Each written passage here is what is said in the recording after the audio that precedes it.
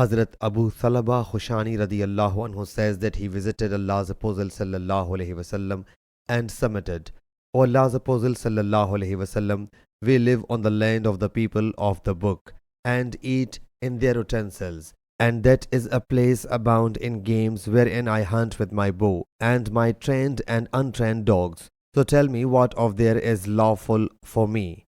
He sallallahu alaihi wasallam said, as for your residence on the land of the people of the book and eating in their utensils, if the utensils other than theirs are available, do not eat of them.